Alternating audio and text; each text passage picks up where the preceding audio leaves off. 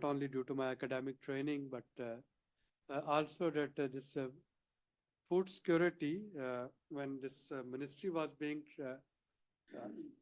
transformed and transited from uh, MINFAL to MNFSR. At that time, the Federal Secretary Shafqat Nagmi and SGPI, we played quite active role in formulating its TORs, its mandate and objective.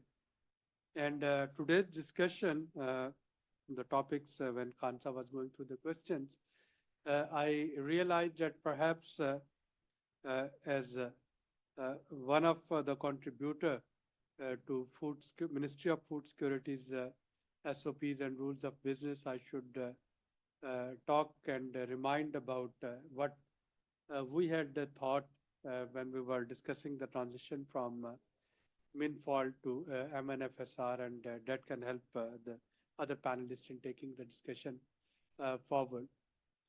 So we were thinking of transiting from a ministry that not only takes care of production, but to take care of the three pillars of food security in a holistic manner.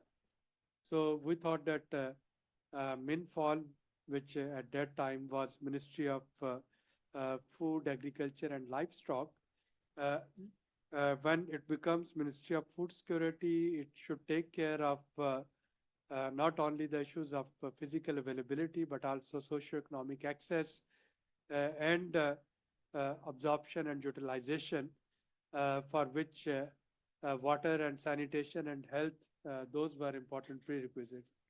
So I still remember when we wrote its SOPs and TORs, we were thinking of Ministry of Food Security to be one of the most powerful pivot of federal government after decentralization, because it had to take care of food availability. It has to take care of the social safety nets, enabling people to have access to economic access to food, as well as to take care of some of the functions of devolved ministries to provide safe drinking water and health and sanitation facilities. Somehow that vision could never get materialized, and even the Food Security Policy 2018 and before that, many of the draft policies which were shared, those are more confined on the previous role of the ministry, which was production. How to increase the yield of agriculture, how to improve the meat availability, how to improve the milk yield of dairy livestock. But somehow the other two functions, those were never discussed in the previous policies, and somehow they couldn't get discussed or amply addressed in the existing food security policy until we reached where we are today. And today, now there are two additional complexities, two additional dimensions of the discussion. One is that world has now moved on from food security to food systems. So it's not only the conventional definition of food security, but now we are talking of added dimensions of sustainable production and consumption, of net zero emission, of other aspects of food security, and addressing the whole supply chain of food from field to fork. And second, the manifestation of climate change. So if you check your smartphones today, most of the weather apps, they will tell you that the temperature today is 5 degrees centigrade higher than the average temperature for the month of May. And it would be more or less 4 or 5 degree centigrade higher than the average temperature of this particular date of May. So, and while in Paris, we were discussing of confining this increase in temperature to 1.5 to ideally to 1.5 degrees Celsius, but below 2 degrees Celsius. So, one of the global goal that we had envisaged today in Pakistan, we have already surpassed that goal by 2.5%. So from 2 degrees centigrade increase, we are sitting in a 5 degrees centigrade increase. And one of the drastic impact of that 5 degrees centigrade increase is on food production, it's on food storage, it's on food requirements, it's on impact on livelihoods through impact on this temperature's impact on the working capability and capacities of human resources and on water and health and sanitation. So, in fact, all the prerequisites and pillars of food security, they are now being challenged by climate change. And that let me address the third dimension of food security policy revision. The existing policy, unfortunately, when it was written, of course, climate change was not that sort of issue that would have been discussed or addressed in the policy. So today, while we are talking of whether a revision is required, I will strongly endorse that we need to revise food security policy. One, because of the transition from food security to food system, and two, because of the added impact of climate change on different pillars of food security and how to take care of it. The second important question that arises while we talk of revision of food security policy is SDGs, Sustainable Development Goals. And now with only 6 years in our hand, and we know that the world largely and Pakistan also, along with the other international community, we are going to miss almost all the goals of sustainable development. But missing these goals doesn't satisfy the 190 million people who are facing some sort of nutritional and food insecurity in some way or the other.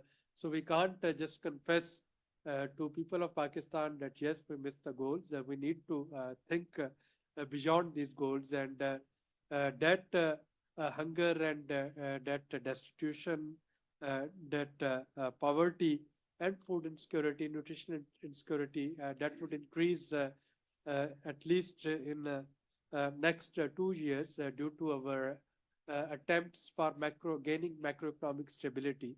So with the increase in energy tariffs, with the increase in some taxes, with the letting some GST exemptions go, and with their impact on low and lower middle income earner, but also on middle income earner, one feels that there would be these choices. And consumer, they are already facing choices between paying their electricity and gas bills, paying the children's school fee, paying the rents, and taking care of a balanced diet that can fulfill their nutritional requirements. So I feel that this nutrition and the dietary requirement, the food security, that would get compromised in an attempt, rightly in an attempt to achieve our macroeconomic stability. And that's where, again, this food security policy needs to be revised to come up with some sort of pragmatic solution that can address the three important pillars.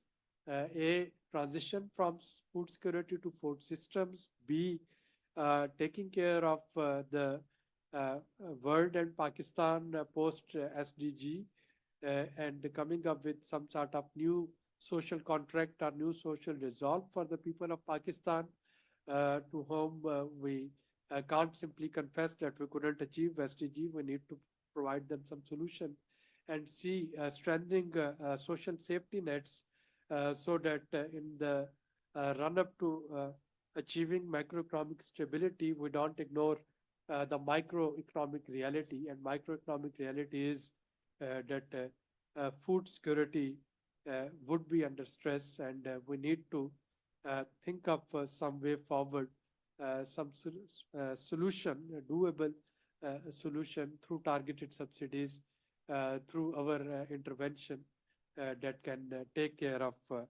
this segment of population. Sorry for this longish introduction, but I was also trying to gain time so that the rep from Ministry of Food Security could come and join us. But if he doesn't, the world, of course, the life can't stop. We have to move on. So, Khansa, back to you with my advanced apologies and excuse that I will not be able to stay for the whole deliberation and discussion. My loss, I will not be able to learn from Amir Saab and for us diversified experience and knowledge, but there are some competing official engagements that I also need to fulfill apart from being an activist on food security system. So thank you very much for providing me the opportunity to share my thoughts with you. Thank you so much, sir, for enlightening us. May I request Qasim Saab?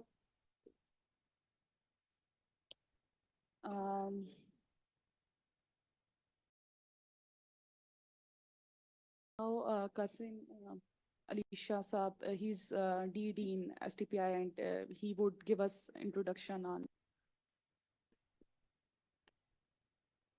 Thank you so much, Khansa. Welcome to STPI, friends and colleagues.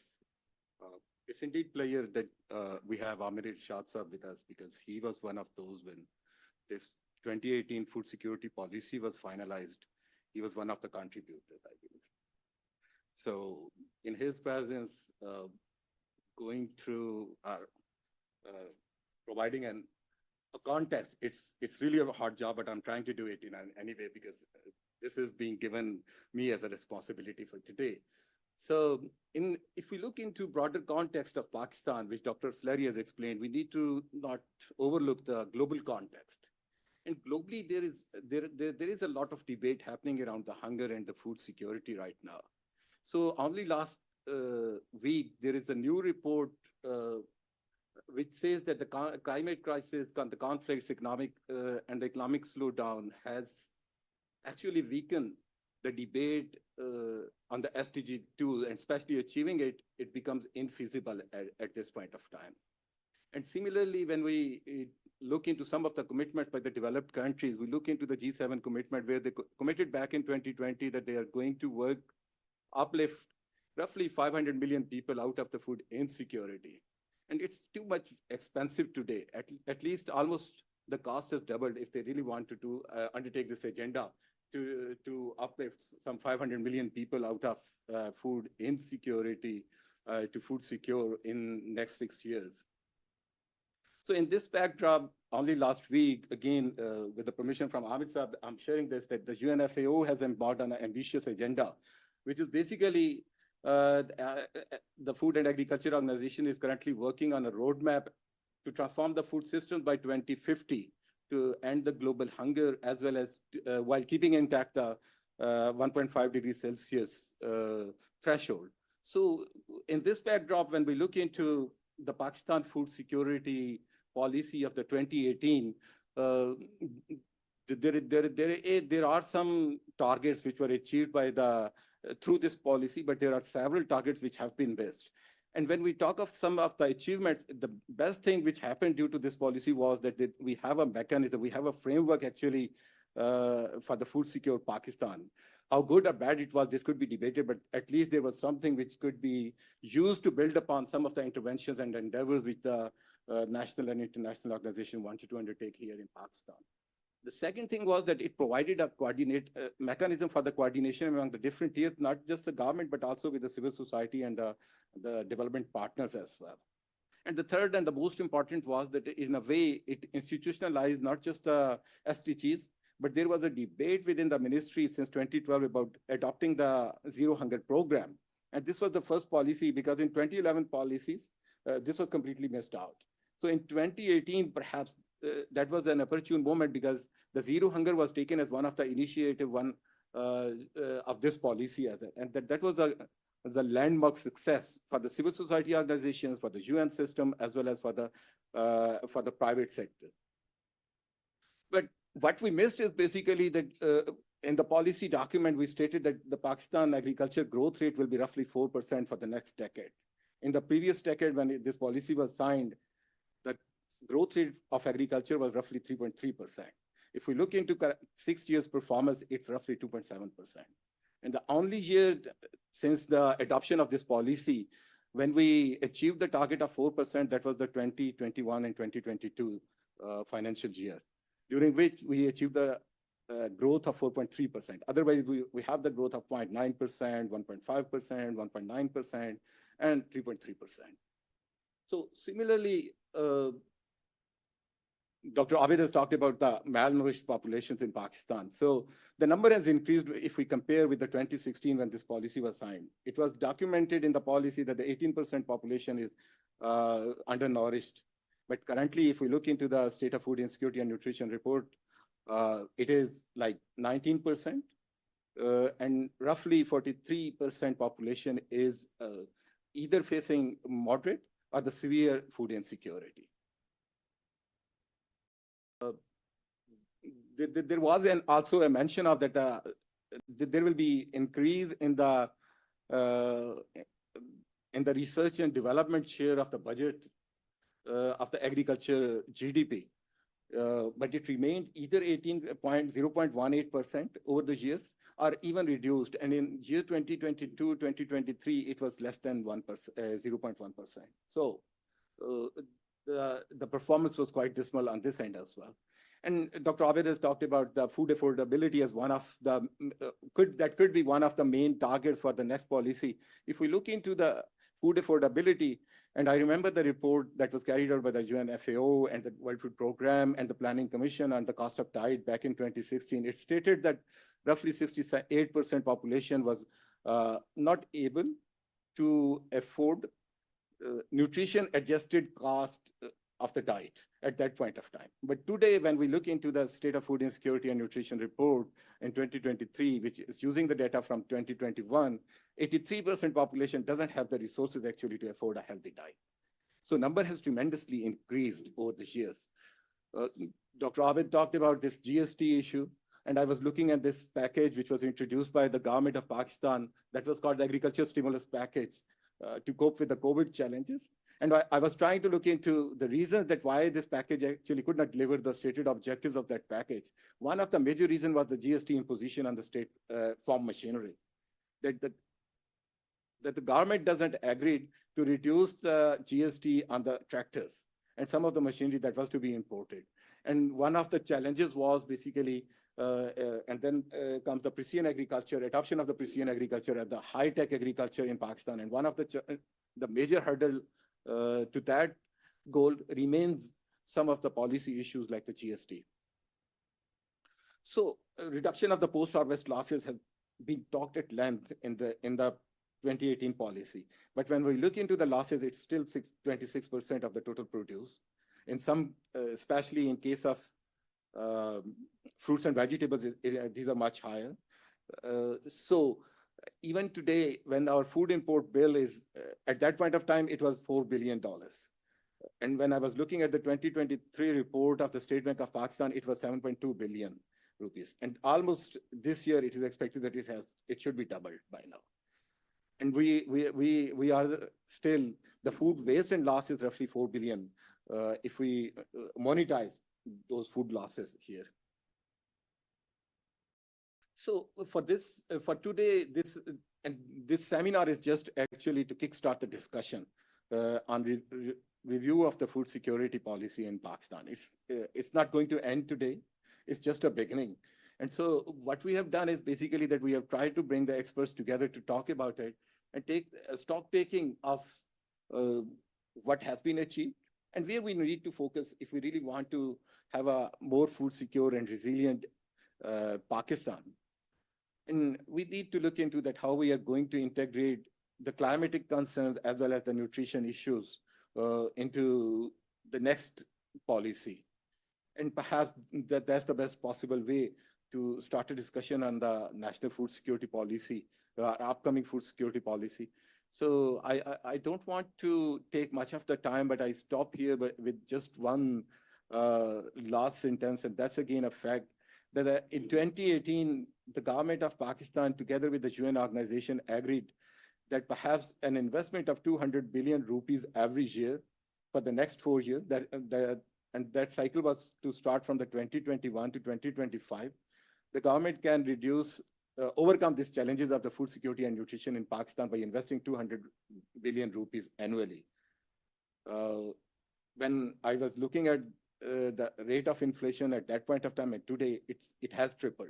When I'm bringing in some other concerns and the factors into calculation, perhaps now the government needs to invest 3 times for the next 5 years actually to overcome the food security and nutrition crisis. So in this backdrop, perhaps this is an opportune time to start discussion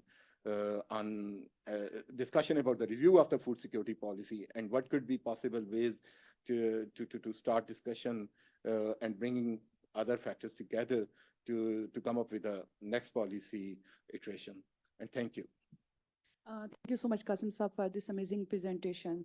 Now I would request Dr. Amir Irshad to give us overall policy context and way forward. And I have another update.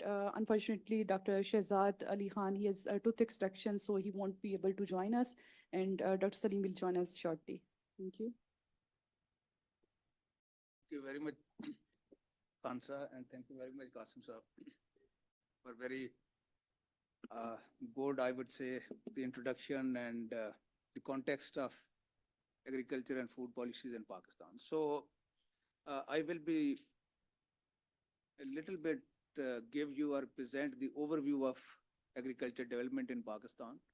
At the same time, how the public policies has affected the food security in the country, what achievement has been made by the agriculture sector, but at the same time, what kind of problems it has created in the overall context of the economy of Pakistan, but at the same time, the food security and agriculture development in Pakistan. So, the journey as long as it has been over 75 years. We started with 35 million population when Pakistan separated from India. And Pakistan, which was at that time was West Pakistan, got 35 million population. Now we are 250, more than 250 million populations. And somehow we have been able to provide food supplies to the population in Pakistan. And if I give you the number, only 3 or 4% food is being imported, while more than 95% food is produced in the country. So that is, in my understanding, is impressive achievement. With regard, I mean, Pakistan is the 5th biggest country in the world, and it has never been serious issues of food supplies. I mean, there are issues of food quality or, the nutrition side, but overall food supplies were quite sufficient.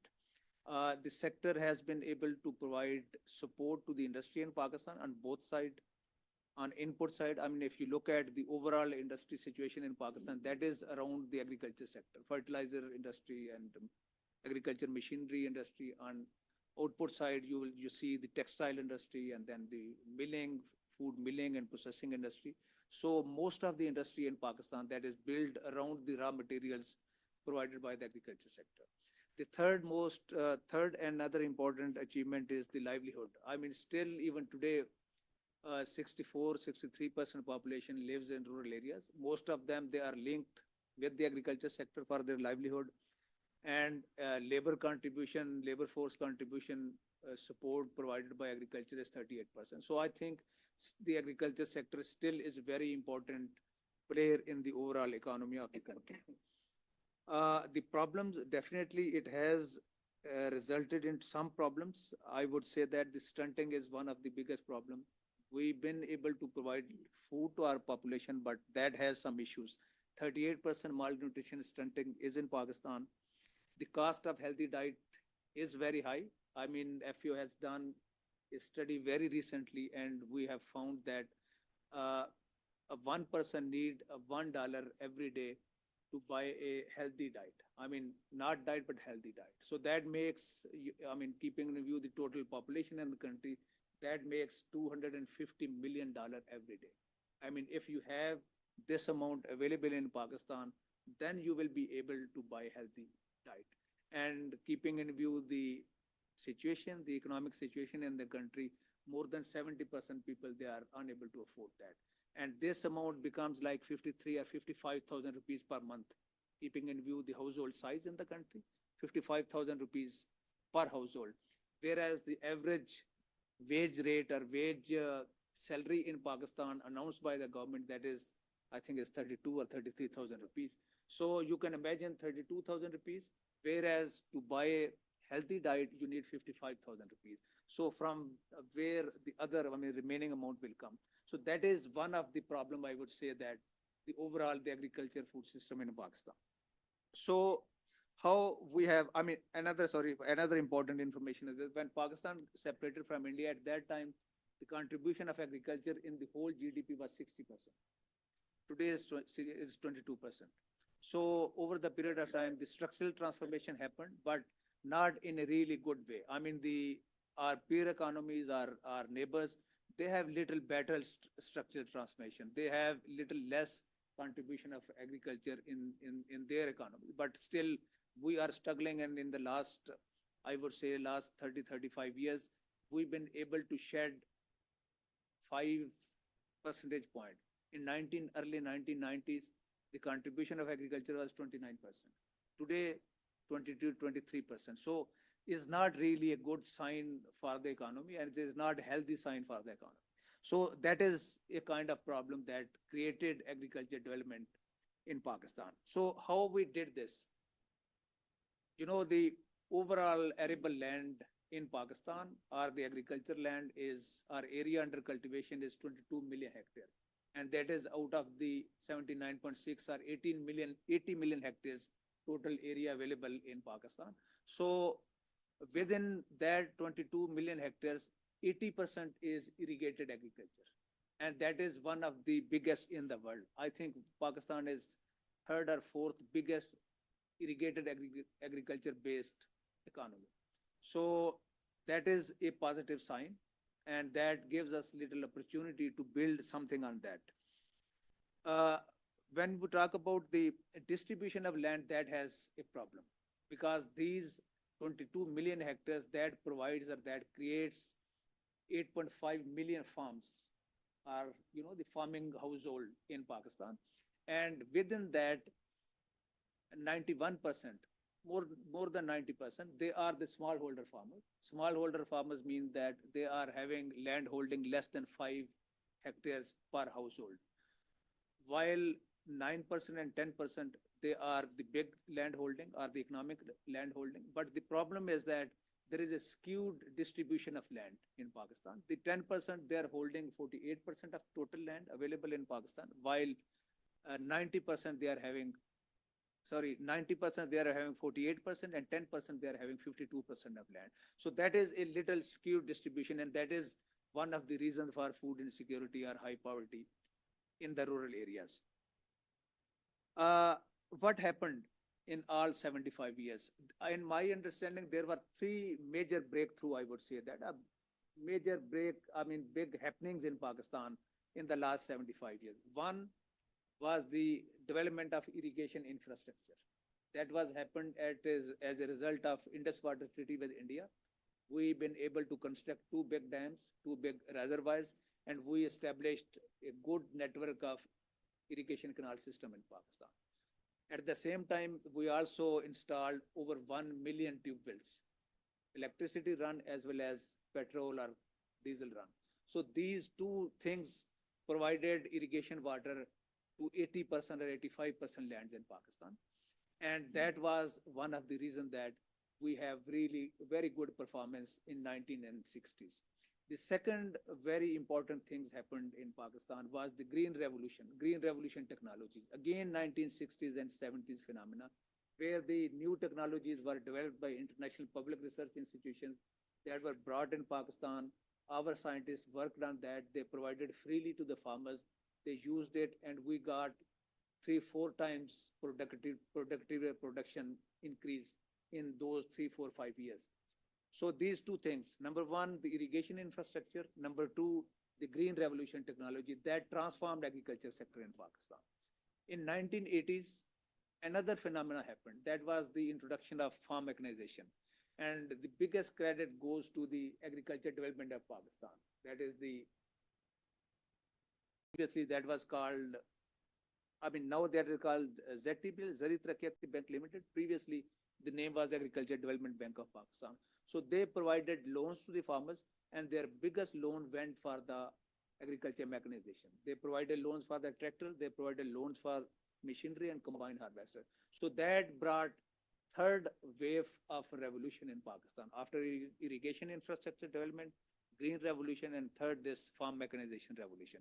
So these three things played a very, very important role. So to support this whole green revolution technology or irrigation infrastructure or mechanization, government introduced several supportive policies. They introduced seed policies. One time there was a policy that nobody can produce a seed. Then government deregulated it, and now everybody, private sector and the private companies, they can produce seed, they can develop the varieties, and they can introduce it. Likewise, pesticide previously was government regulated. The people who are of my age, they must have some memories that during Bhutto Sahab period, there were government-driven helicopters and aeroplanes. They were providing free pesticide for killing of these mosquitoes against malaria, and likewise on agriculture field. Yeah. And then, at that time, even today, the plant protection department, they owned 80 jets actually, aeroplane for spray of free pesticide. Similarly, they were providing freely pesticide to the urban consumer as well. Third, the fertilizer development. In 60s, 70s, because the new technologies which came in Pakistan as a result of green revolutions, they need a lot of fertilizer. So government introduced policies which supported local production, urea, especially urea in Pakistan.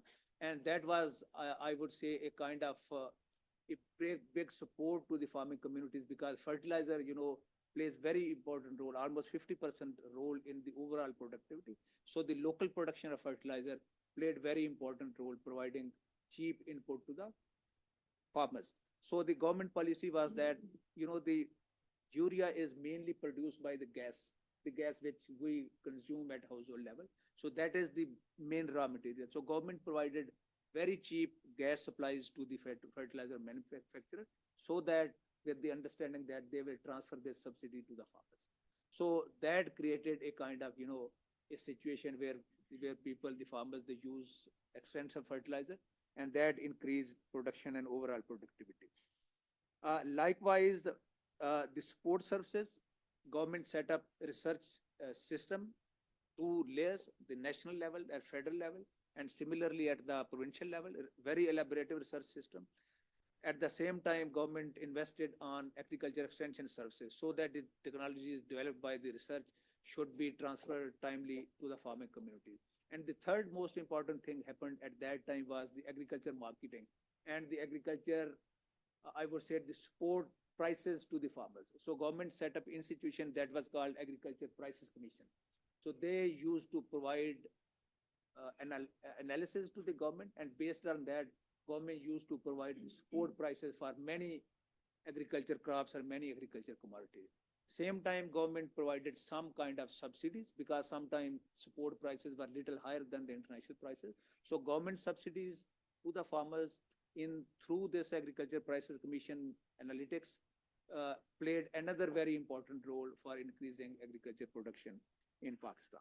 So what happened as a result of this? As I mentioned that Pakistan become kind of self-sufficient with most of the supplies, but at the same time, there was a one problem that Pakistan went into monocropping.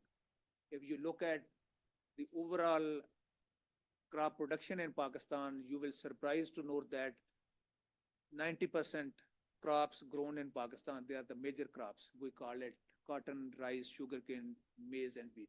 So these are the important crops, whereas other important crops like kitchen items or which are some high value crops like fruit and vegetable, they have been kind of neglected. So because of this one reason, there is a problem, as I already mentioned, malnutrition, stunting, because these five commodities or crops, they cannot provide you sufficient nutrients and vitamins. You need other food items like vegetables and fruits, which we have not been supporting and which we have not been producing to the quantity that we sufficiently provide to our people. So that was one of the problem, and that then created stunting and malnutrition, and that made food very expensive in Pakistan.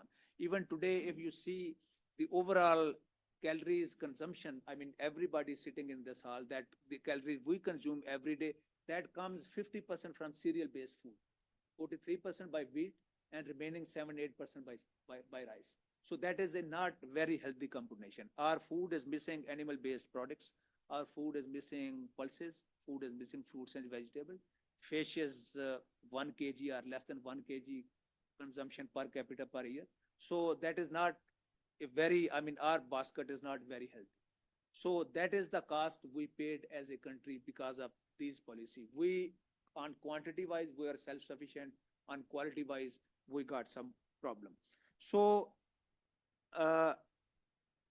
situation today is that we got the benefit of green revolution technology, but we missed biotechnology science or biotechnology revolution technologies. Now we are in the third phase or the fourth phase of revolution, that is called the use of information technology. We are trying to make some investment and we are progressing well, but not very well as compared to our neighbors even. I mean, in Pakistan, most of the cities, even today, even in Islamabad, you do not have a real good access to 4G services. And what to talk about the cities in Punjab, southern Punjab and Sindh and Balochistan. I mean, in many cities in Pakistan, as soon as you move out of the center of the city, you lose this 4G services. So that technology is pushing us behind with regard to use of IT services or artificial intelligence in agriculture and food sector. So we need to focus on this and we need to catch this opportunity. The second thing is climate change, for which we are assembled today. That is a big problem. The Salari Saab, in his opening remarks, he was saying that when this new ministry was established 5-6 years ago, no, sorry, 10 years ago, at that time, people were not talking about climate change. And that is why there is nothing or there is not much discussion available in national food security policy. So it is just like 10 years ago, whereas climate change is a phenomenon that has been occurring the day Adam and Hawa came on this planet. And we as human being, as a country, didn't realize that it will be becoming very important. And that is, Pakistan is not alone. Even the developed countries. I remember when the Trump won the election last term, he was very much against this climate change, and he withdrew many support from this kind of thing. Similarly, other leadership in the world, Australian prime minister, they were not very much supportive. So in our eyes, in our lifetime, we experienced that people were not listening to climate change. And now time is that people have become very much anxious and they are become, very much worried. The same people, not the new generation. I mean, the same minister, same thing. So this transformation happened in last 5 to 6 years, I would say that. So we need to really focus on it and we need to tackle it, because just saying that Pakistan is not a big contributor is not helping us. Pakistan was not a big contributor, but in 2022, what happened? We got the biggest flood in the history of Pakistan. So we need to work on it. I mean, I'm saying that maybe not on the mitigation side, because we are not emitting, so we cannot play a very important role. But on the adaptation side, we need to work on that. And for that purpose, on agriculture, we strongly advocate and recommend that Pakistan should work and focus on climate smart agriculture. And what is that? Very briefly, I will tell you that no farmer will adopt any climate smart technology if their production or yield is reduced by adopting that. So you need to think, and you need to put your all technology against three parameters. Number one, whether that is helping in mitigation, in reducing the emission, whether that is helping in adaptation. And if these two questions are yes, then you need to look at whether that technology is increasing the profit of the farmers or reducing the profit. If that is reducing the profit, don't make effort. Nobody is going to adopt that. So the technology must be profitable for the farmers, but at the same time, playing some role in mitigation and some role in adaptation. So these two things need to keep in mind. So uh, my last point is that on nutrition side, if you look at the data in Pakistan, Pakistan has never been able to reduce the number of malnutrition in the country.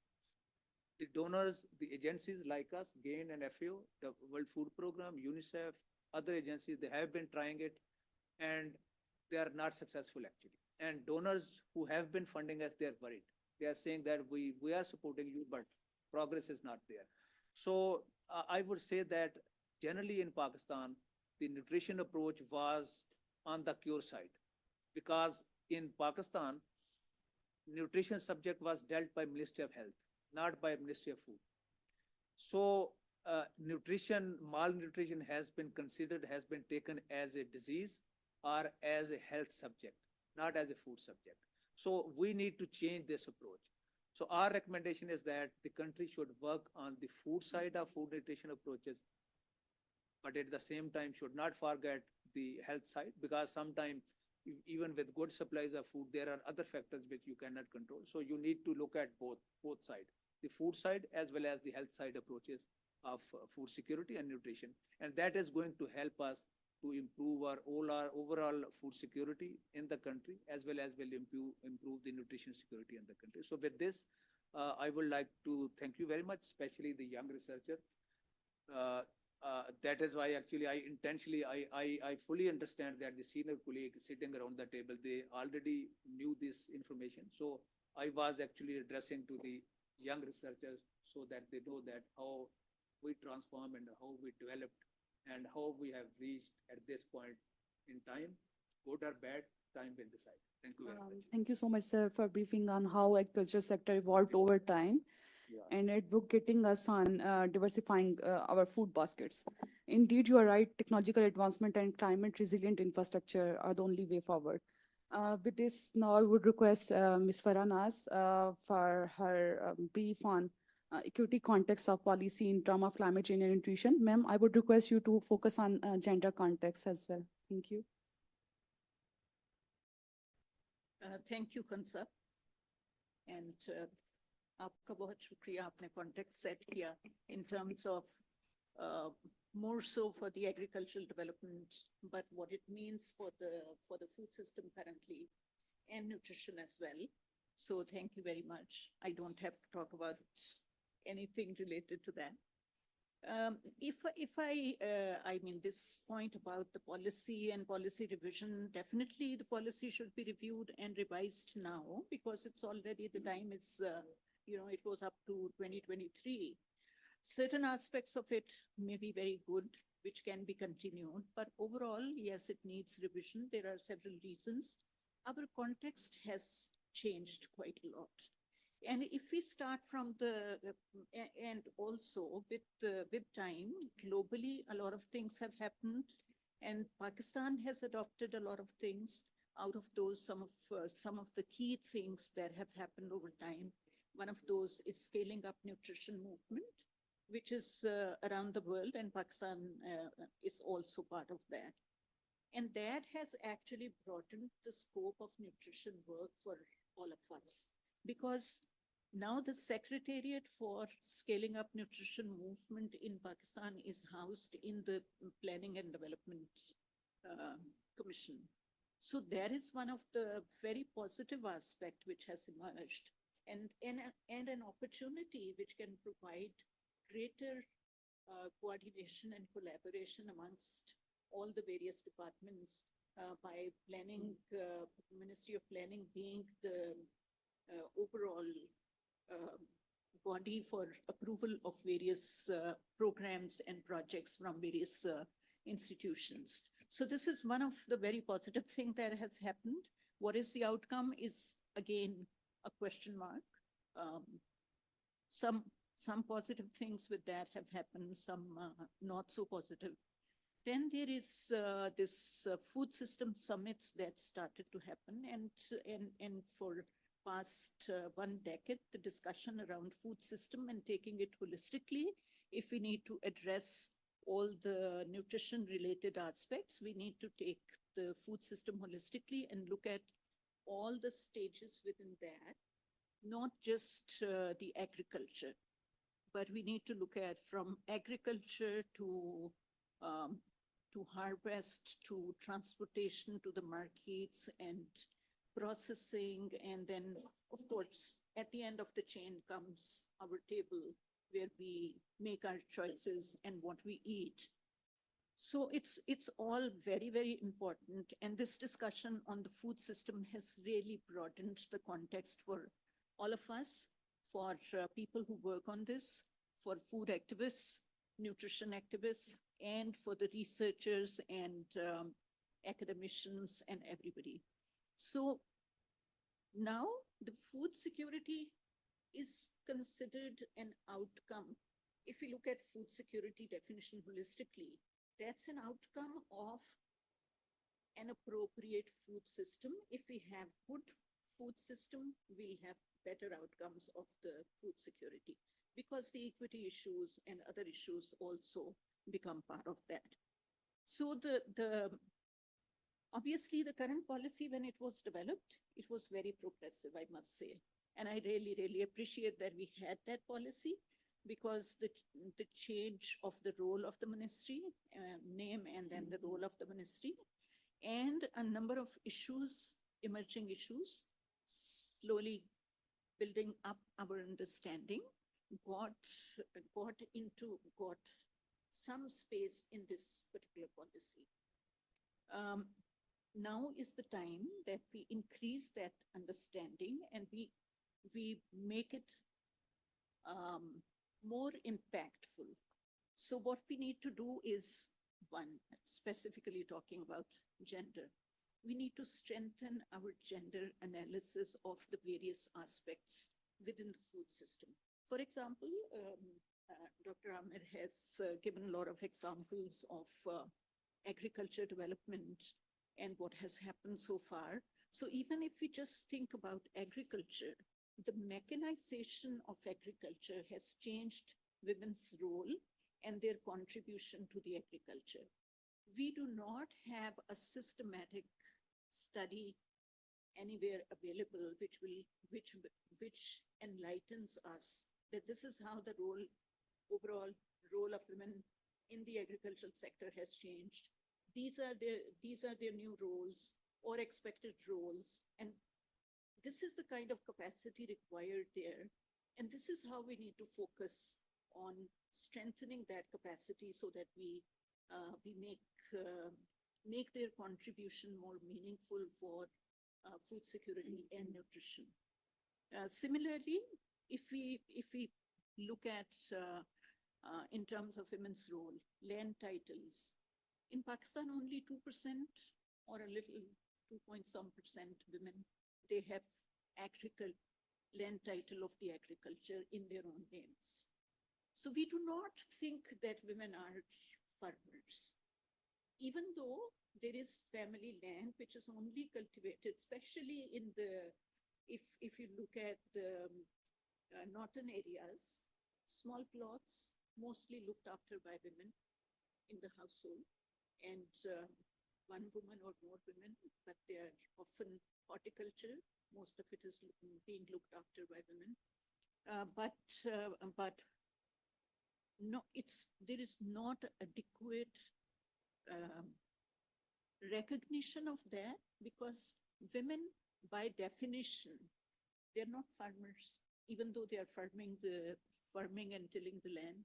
They're not considered farmers. So no technical know-how or any development that is happening does not really reach them. One of the other aspect which is very very stark. Most of the people say that now the digital literacy and people having access to mobile phones and the smartphones, it sounds like a revolution that everybody has. Okay, there are percentages attached to it, but when most of the people they talk about it.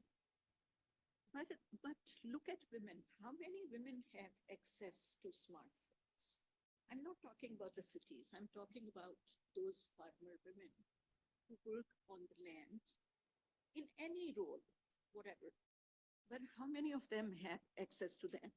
So, I mean, I just gave these examples because overall, if I look at the current policy, it only talks, I think twice it mentions women's name, and a couple of measures in terms of the policy imperatives mentioned for women. So looking at the, however, as I said, I still appreciate that the policy has lots of areas covered which include production, post-harvest losses. However, and talks about trade also. However, the manufacturing, food processing and manufacturing aspects are not fully covered. And that's where more women's role also comes in, because all these, if you look at various processing units in the packaging sections, mostly women are working in those. 40 to 50% women will be there in the packaging sections or in quality control. Lots of, the other day I was visiting one of the processing units and I saw that 70% of their quality control people were women. However, if we talk about, these are big cities, but if we talk about localized areas and production, people do not even know, especially if it is a woman-owned micro enterprise, she would not even know the standards of food standards, the quality standards, food safety, and that is one of the major, Dr. Saab had also mentioned about food safety. That's one of the issues that is very big, and especially in the manufacturing sector, when it comes to small and micro enterprises, where there are more chances for women to be owning such businesses. Although it's not a huge number that is there, which is controlled or owned by women, but still that is something which can in future, if it is promoted systematically, in future, it can add value to our food system. So if we talk about resilience in the food system, obviously the climate change comes in, because what shocks we are experiencing, natural disasters. There are other disasters and other shocks also, economic shock, for example. Again, if we think about economic shocks, women mostly do not have access to credit, because the whole lot of requirements and especially for credit, what you require in terms of if you have to pledge something, either social is very little, but then if you have to want something or do something, do they have assets to actually do that in order to get more finances? There is, and in terms of climate change, diversification of crops. It's not just the diversification of crops. It is also the fact that Dr. Amir has already mentioned what we are growing and what we are growing more. But then in that, in our effort to grow more, we have actually lost our diversity to a lot of extent. Although government did start some national programs, for example, National Millet Program. However, it still remains very limited. It hasn't reached where it has to go. And with the increased temperature and increased carbon emission may have positive impact in terms of yield. But then what impact it will have on the crops in terms of nutrient content? That's where we have not had enough understanding in Pakistan that how to mitigate those. That cannot just be mitigated in terms of um, crop diversity. There has to be other strategies that are required to meet that in order to address the nutrition issues. Like, for example, what we do with wheat, when it goes to a miller, 30 to 40% of it is extracted in terms of other products. So when choker is extracted, we are already losing in terms of micronutrients, which are essential. So there has been a lot of debate on large scale food fortification, industrial fortification, but we haven't done much progress on that. When a project comes, it starts, it kicks off, there is a lot of products available in the market. However, it does not get sustained. So we need to also get out of this project mode. And we need to consider these things also in terms of implementation of our. I'll come to the implementation aspect of this as well, because a very positive aspect of the policy was also that it has an implementation arrangements. But did that work? How to make that work is a question that we need to answer in our next policy, and how to actively then assign responsibilities to various departments that get involved in this. I still see a lot of emphasis in various different meetings on production enhancement. From the farmer's perspective, I do understand that why would somebody adopt a new seed that comes in the market? If it has, if it does not lead to a risk to his yield, he will adopt that. And we have seen positive examples also in the case of zinc wheat, for example. So one of the varieties produced has very good yield, and people are adopting it. So I would say that around 60% of the farmers in southern Punjab are now cultivating, small farmers I'm talking about, cultivating zinc wheat. So maybe if we provide more opportunities there, and if our focus within the policy remains more on research and development, and also then going back to our indigenous crops and keeping in view the nutritious aspects of those, perhaps this can give us more stronger policy imperatives which will help us address nutrition issues, and which perhaps will also help us, because many of these are not cash crops, the traditional crops. So it will also help us strengthen women's role in nutrition, household nutrition, and in those particular crops.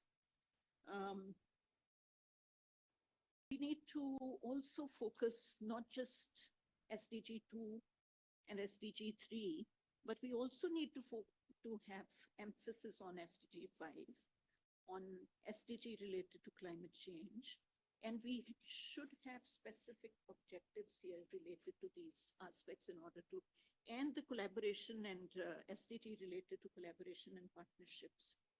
Role of private sector need to be strengthened so I'm basically saying that yes, we revise the policy, but we need to focus on these particular areas as well, and perhaps put more emphasis, not just agriculture production and production enhancement, but also on all these various stages of the food system, keeping in view the various drivers and whether or not our other policies provide enabling environment also need serious consideration. So in terms of making things more equitable and including more voices in the policy formulation in future, I, I think that we need to have broader consultations with people, maybe urban, rural, separately, to understand what people think about their food system, what are the kind of things that they would like to see in future, how to promote healthier foods, because if we look at the education also, there is no promotion in terms of education, no promotion of healthier diets from the childhood. I see, for example, China and Japan, their children are eating full bowls of vegetables from the morning to the evening, all meals. But we somehow cannot promote our children to eat healthier. So what prevents that and how to promote that, that is extremely important. And I think that women, especially in the house, because they process the food at the household level, they can play a big role in that as well if they are equipped with right kind of knowledge and right kind of tools in order to do that. So the last thing I would like to say about the COP28 and the declaration that we have from that. On agriculture, it's an excellent sustainable agriculture. It is an excellent document, and if we want to take all those provisions in letter and spirit, all those objectives, it would be extremely good if we can integrate those into the next policy that we prepare. However, that is only one aspect because it only talks about agriculture.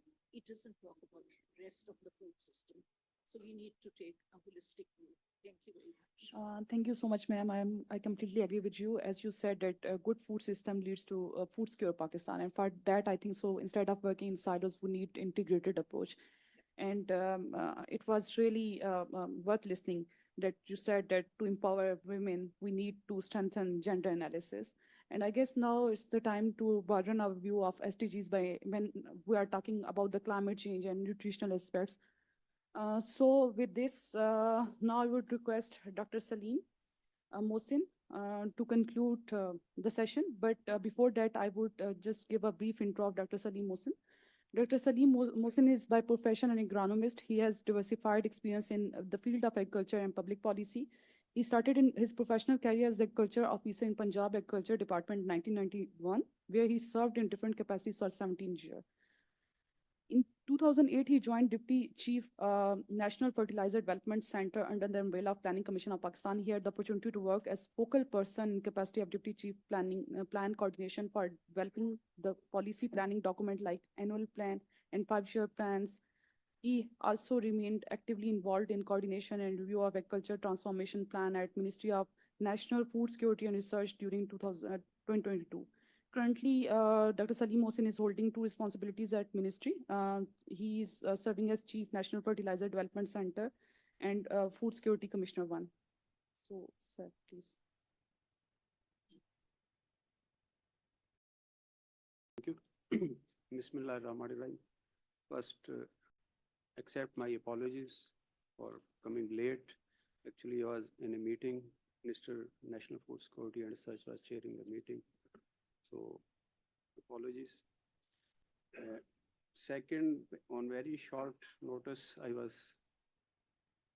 asked to give concluding remarks.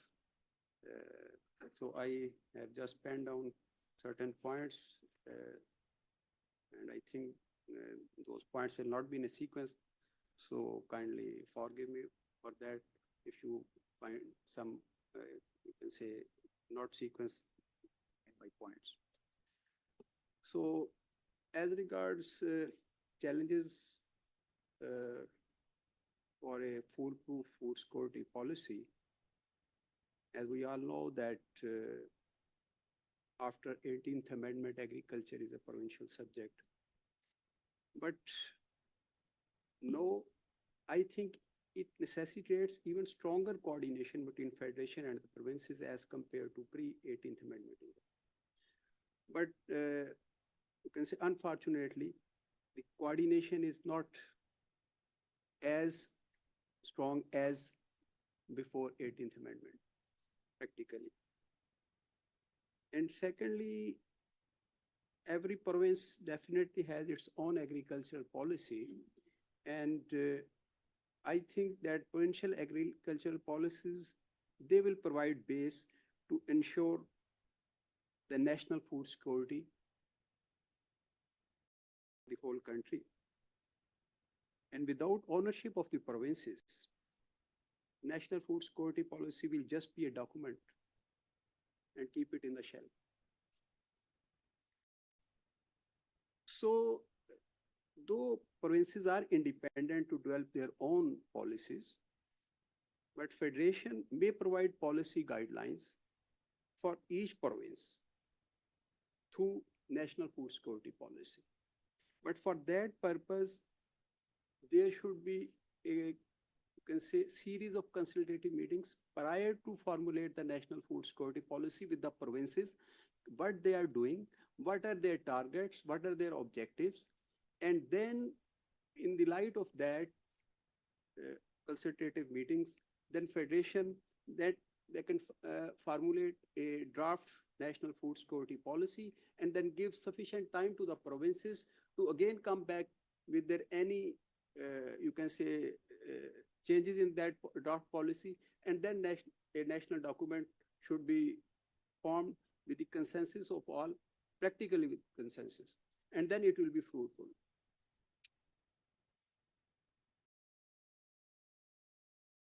So actually at national level, I think we have not decided up till now that in which crops we need self-sufficiency. We haven't decided in which crops we can have export surplus and we can compete in the international market.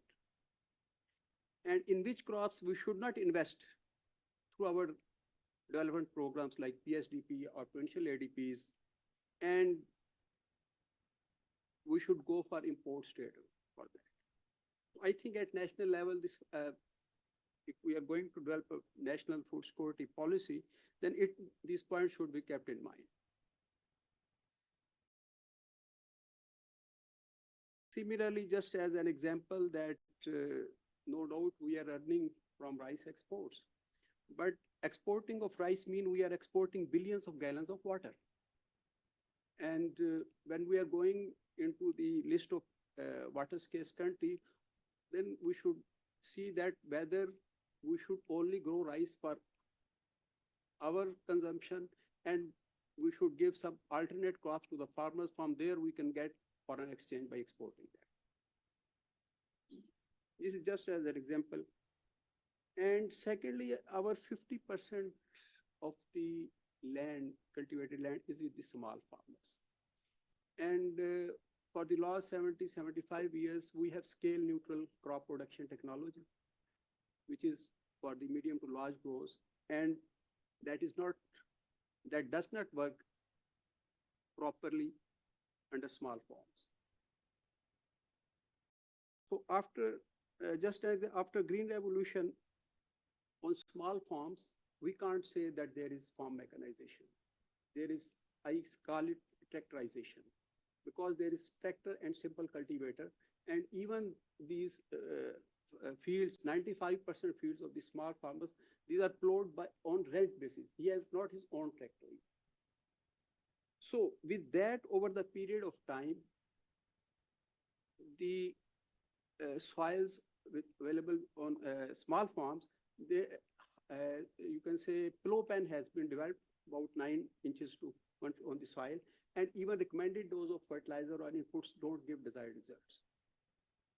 So with that, and secondly, with the replacement of bullocks with these tractors, so addition of farmyard manure has been reduced to significant level, though our soils are inorganic, but on an average basis for the last 50 years, the soil organic matter content has decreased from 0.9% to 0.4% even.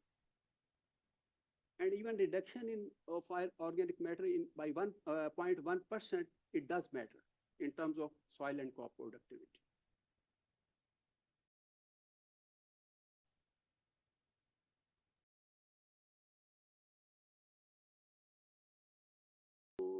sen apna, I've already talked about that how next food security policy should be formulated. And moreover, I think next food security policy, it should be, you can say, it should be province specific. But for each province in national food policy, there should be policies for the Punjab, you can say for the, depending on, because there are diversified climates, diversified everything. So we should be very specific. It should not be a generic document as in the past. If we go to the 2018 food security policy, it is very, very generic. So it should be specific. And secondly, well, I mean, there should be policy interventions recommended in the policy for each province. And secondly, in Pakistan particularly, the implementable strategies for that policy should be the part of the document of that policy. And otherwise, it is just a wish list. Then you can say that how we will do that. How part it should come through implementable strategies and it should be part of the document. And similarly, I think from you can say food security point of view, I think for the first 3 years, our main focus should be on the quantum of the food. Because quantity is less. We can't say just, you can say wheat is available, because only wheat or not for the poorest of the poor. Some other things also are necessary. So we should go for the quantum for the first 3 years. The target should be that we will increase the quantum. And secondly, onward, then quality may be emphasized. And for sustainable basis, there is dire need to improve our soil health through integrated nutrient management. Otherwise, we can't sustain in future what is going right now. I have just these few points with me, which I have shared.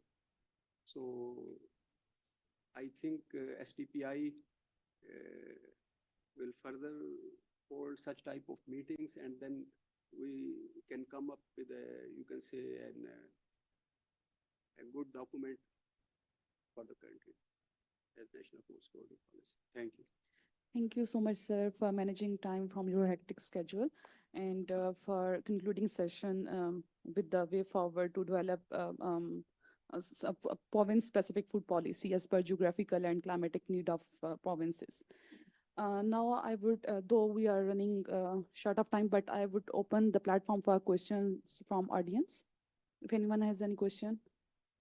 Okay, please, 2 to 3 questions. Yes, please. Hamza? Mike. Hello everyone, Assalamu alaikum. May I? My name is Dr. Fauzia Kamal and I'm agronomist and I'm working as a manager climate smart agriculture program at PODA. PODA is basically a Potawar organization for development advocacy and working with rural women farmers. We have been working with rural women farmers since 2005.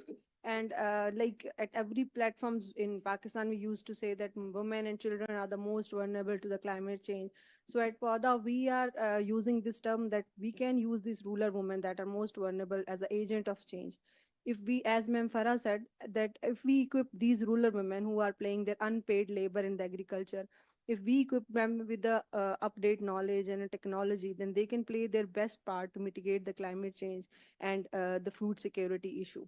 So I would like to add 2 to 3 points that what should we teach these women and what should we include in our agriculture policies or food security policies. Everybody has talked about like food security, about the quantity of food. That I would like to add that we have missed that Pakistan is wasting like 30 million tons of food every year. So what about that food? We are not only wasting the food at the table, but from the production, post-harvest losses, doing the transportation. And we are just not wasting the food, but all the water and all the resources that have been used on producing that food. So I think we should include that in a policy, that how to tackle that issue of food wastage. We should like do different things, like how to reuse that food, or how to mitigate how to overcome the losses from the food, from the transport, from in on the table and everything. And women should basically be trained about, because as the women are the basic maker of the food, or the cook that are making the food, so we should teach them how to like less waste the food, and how to make multiple dishes out of that wasted food. So one thing is that. And second one is that, as we all know that like indigenous plant, indigenous people, with the passage of time, they develop certain genes that make them more resistant or more adaptable to the different changes.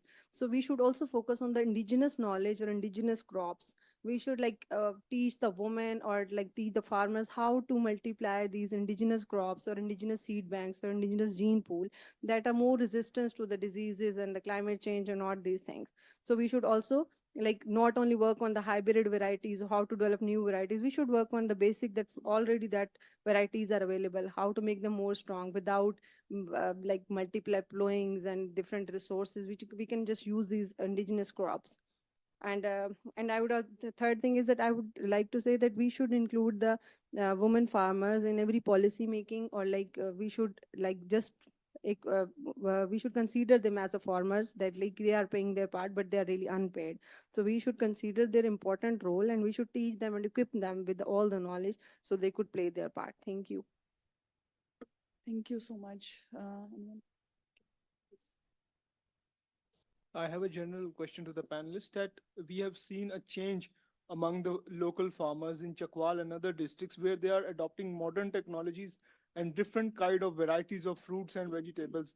They are growing broccoli, they are growing dragon fruit, they are, yeah, yes, blackberries as well. So do you think where is the missing link? They are not waiting for the government departments to tell them what they have to grow, how they have to grow.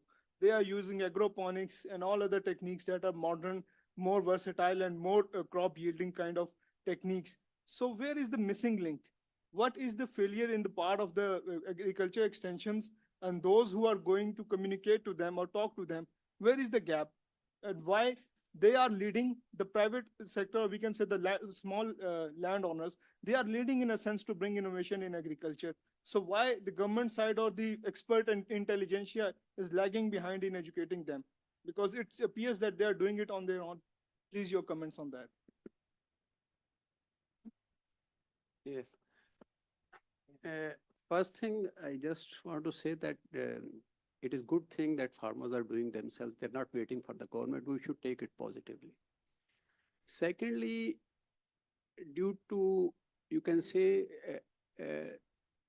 this artificial intelligence, this digitized media, these all new technologies, from the role of extension worker will have to be changed. It is not conventional जो वो लिखा होता है कि जी यहाँ पे अपना field assistant हर 15 दिन के बाद आता है, वो बुर्जी लगी, वो these these are the past technologies. Up that definitely no field assistants or agriculture officers, they should use mobile phones for WhatsApp groups, some social media groups, and they are doing that in certain parts of the Punjab, even where are, you can say, the district, you can say agriculture officers, yeah, deputy director, they are efficient, yeah, innovative, they are doing that. And they are even not, they are saving time for traveling time even, and they are guiding. And I think with the passage of time, this will improve further. Now I guess it's better to take questions and answer them collectively. Yes, please, sir.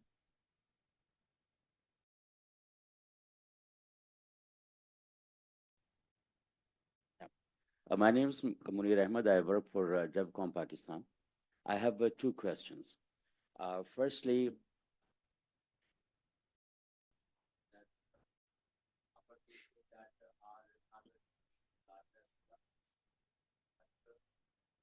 once again, yeah, thank you.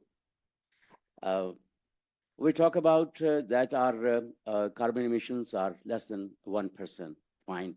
But we don't talk about the exploitation of the natural resources and the way we waste our agricultural land and the horticultural land and the other natural resources.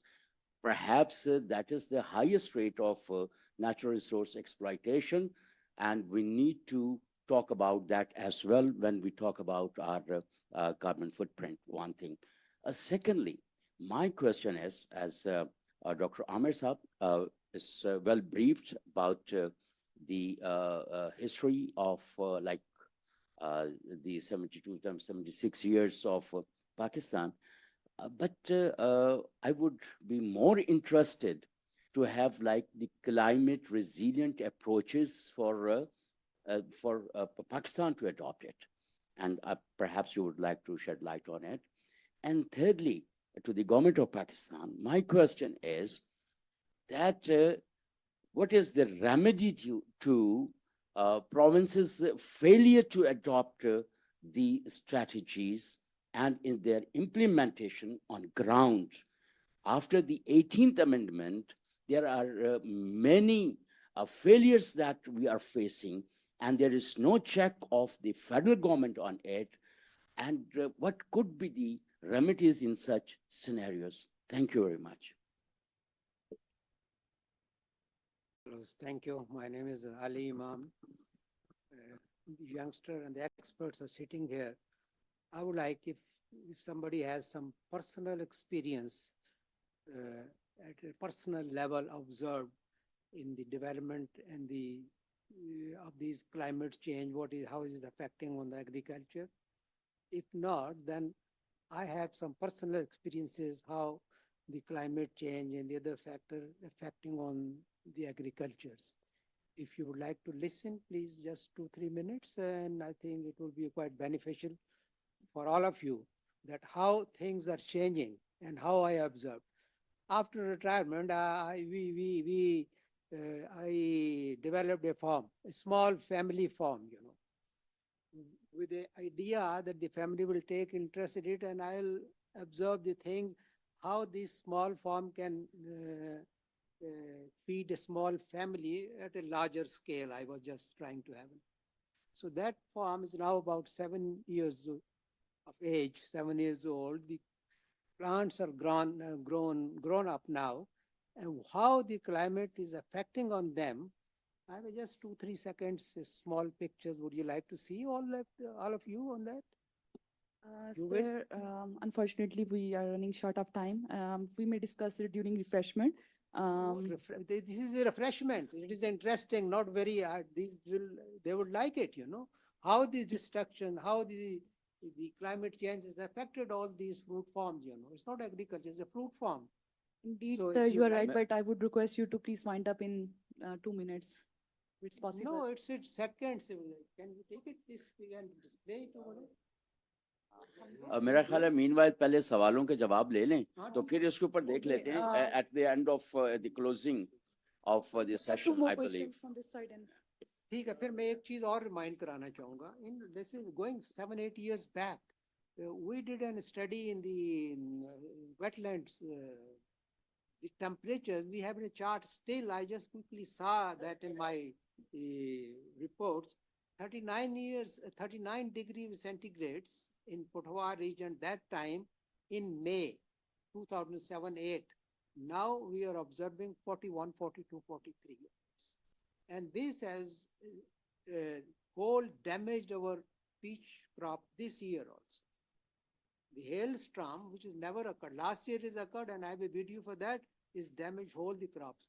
Not my crops, whole crops in the area were damaged, all 0 to 0.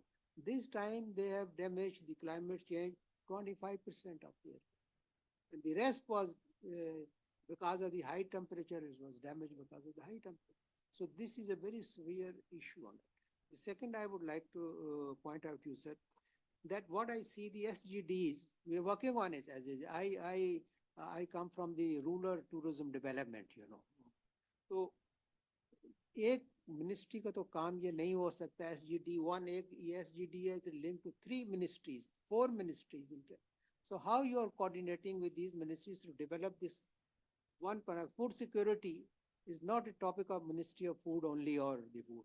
It goes to the economic affairs also, it goes to the health side also, it goes to the various. So unless and until this is an integration with these stakeholders, if concrete, a complete policy cannot be developed. Okay, now we will take two more questions, but I would request audience.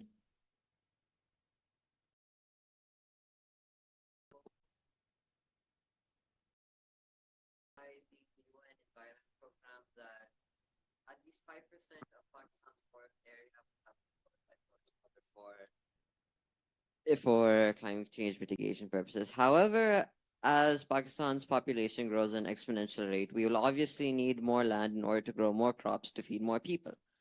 And how would this management of land use change be managed in a sustainable way and taken into account in the developing the next food security policy?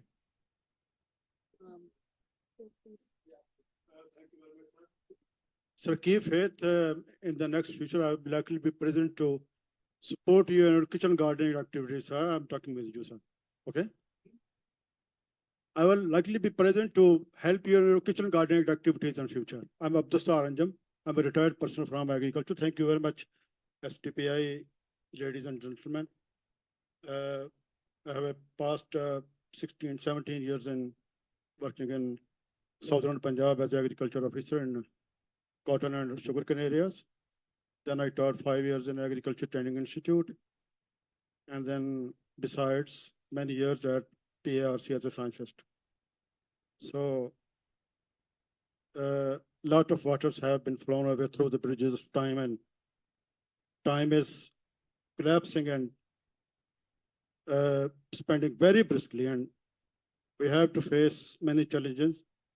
Lot of things to be discussed here, but I will few things, our experiences I would like to share. During 2015, I happened to visit India, and I had to spend few days a Muslim family in Delhi. And one grandfather cooked a bajra roti for me and said to me that this is a cancer ka ilaj hai. This is a treatment of cancer. So I remember that in the early childhood when we traveled and happened to live with our grandfather in our villages.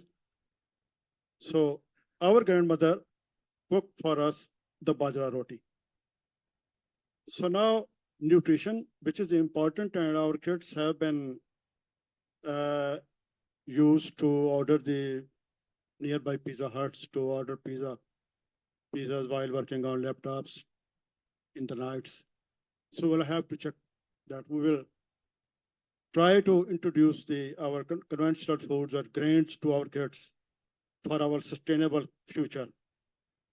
Next, the resilient agriculture we will have to, and the policy, some part of biodynamic farming, which food security division will have to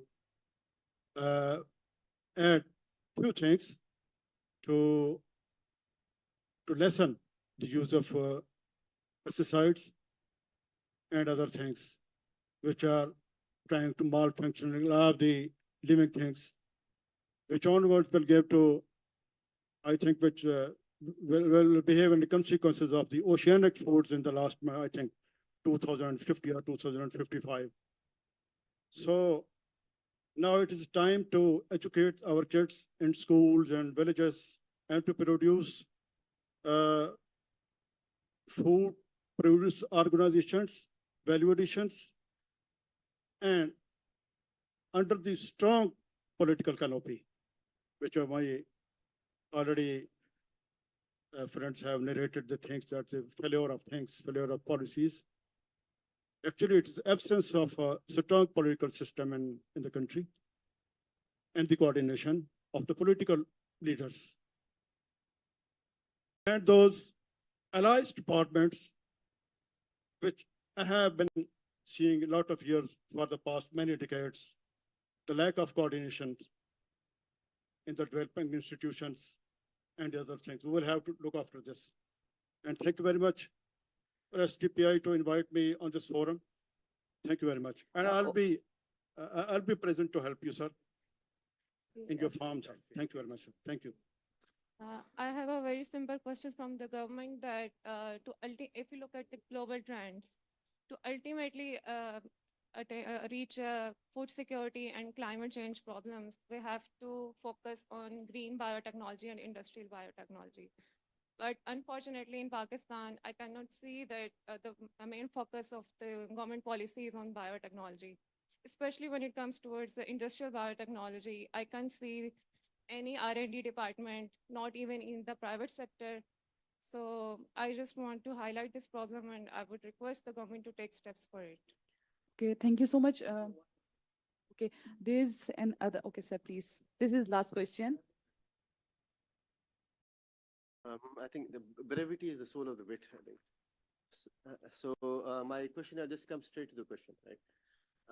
How can Pakistan integrate traditional agricultural knowledge with modern technological advancements to create a robust security policy that withstands the unpredictability of climate change while also promoting equitable economic growth? Okay, thank you so much. We have one online question, and it is specifically asked to Dr. Ishad.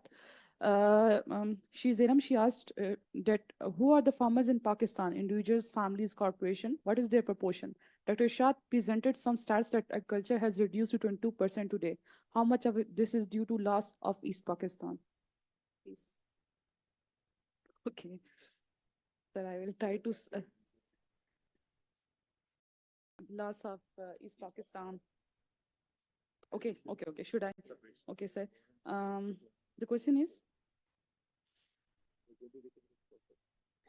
who are the farmers in Pakistan's individuals, families, corporation? What is their proportion? Dr. Irshad presented some stats that agriculture has reduced to 22% today. How much of this is due to loss of East Pakistan? Let me address this question first. So I shared the data of, and I think if I remember correctly, I said West Pakistan. So I mentioned the data of West Pakistan. So at that time, that was not Pakistan, but West Pakistan. So 60% contribution from agriculture at that time and 20 or 22% today. So that is not because of the poor performance of the agriculture sector. That is because of the good performance of services and industry sector. So that is the relative contribution of agriculture sector reduced. So, and that is also a good sign for the overall economy of the country. Second question, part of the question is that, in census, agriculture census, which happens, I think 3 or 4 times in Pakistan, that tells the story over the period of time, how the changes happened at farm level. So the last census, I think that happened in 2010.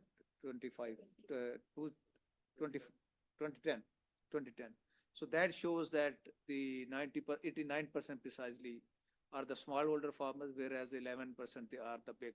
So, and the government is planning to do the another census. So it has been like 15 years. So my hunch is that this percentage must have been further deteriorated in favor of big farmers and against the smallholder farmers. So let's wait for the result, and then we will be able to get the information.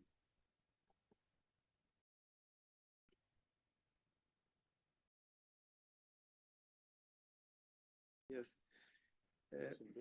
First question was that there has been failure at implementation stages in provinces. But sir, you have said that. Yes. Yes, definitely. Actually, one reason, I have also served about 17 years in Punjab. So the reason is that when BT cotton was being introduced in Punjab, actually, so when its area increased up to 50% of the total cotton area, then government accepted that it is in the field. Otherwise, government for the last 3-4 years, that time was saying that there is no BT cotton. There is no BT cotton. So when such type of attitude prevails in the government, at government level, then there are chances of failures. Because when the government for 4 or 5 years are not recognizing that BT is in the field. So their research institutes were not working on it for that 4, 5, 6 years. So when problems started coming in BT cotton, then there was no solution for that. So that ended in the failure of cotton crop. I know one farmer from Melsi, progressive grower. From 300 acres, he obtained average yield 64 months per acre from BT cotton. And after 3 years, he grew only 90 acres and average yield was 3.5 months per acre. So here is second question was about biotechnology is not actually, frankly speaking, our primary as well as higher education system, it has been collapsed. It is not collapsing, it has been collapsed and it is not delivering. So that is why the new technologies which are being used by the world and being developed by the world, we have no capacity here, human capacity. First is human capacity and second is equipment. Not available in the public sector due to costly at even university level. So this is the main issue due to which we are suffering. Because now this triple gene cotton is being grown this season. And even yesterday in one group, one person shared that there is attack of American bollworm on triple gene cotton. So it means that there are some flaws, serious flaws. So we will have to look on that. And secondly, from here, one participant, you have suggested that how we can blend our any old traditional technologies with the advanced agricultural knowledge with modern technological advancements. Yes, yes. Actually, here in Pakistan, what happened that, say, just again, example of BT cotton. When BT cotton came, then all of a sudden our local varieties went out from the scene. Security policy. So because I think that here is, you can say, is deficiency at the government level that why it happened. So actually in India, if you see, they have, for every crop, they strengthen even their system, local varieties also not old. So due to that, so if you can, you can say, but secondly, we should consider that our small farmers, we can't apply their, you can say, latest technologies. Farmer has 5-6 acres land because even we have not service providers for that farmer that we can, if you want to, you can say, he want to make deep plowing on his soil. We can't provide him. There is no service provider. Just, you can say, there are combined harvesters for main 1-2 crops. Otherwise, no farm machinery available with the small farmer. Just simple cultivator and tractor. So we should keep in mind and our progressive growers, big farmers, if you enter terrain farm, it is totally different story. Now the time is to think about the small farmers, because on one side we are saying that we should go for corporate farming, but we can't do corporate farming on 100% land. So we will have to live with small farmers and we will have to make them profitable. Otherwise, your rural economy will also go down and overall, you can say, national economy. Why can't we help them with some technologies, or is it because of the financial constraints? Yes, what Dr. was saying is basically, I would like to add to that, that we need to adapt and invest in new knowledge as well. And there is a recent effort, concerted effort actually by the GAIN, that they're working with the agriculture universities across the country to adopt new courses. Like the food system was never the part of the curriculum at the university level. So this is going to be introduced first time. And similarly, some of the new technologies, some of the new subjects will be taught there. And perhaps with the revision of this curriculum, we will be entering into a new era where we can expect that our agriculture is basically going to not just meet the economic and the food needs of the farmers only, but the other people as well. Highly due. So much, everyone. Tea is served outside. Okay, this young. Okay, your question is specifically to whom? Dr. Amir? That was on the forest area, sir. Okay. So actually, in Pakistan, the forest cover was decreasing until the government realized that that is a problem, and they passed a law that the total forest area is demarcated, and that is 4.5, 4.9 or something like that. So the government was unable to stop the deforestation, but by law they protected the area. No, what I'm saying. Area is protected, but forests were not protected. That is one thing.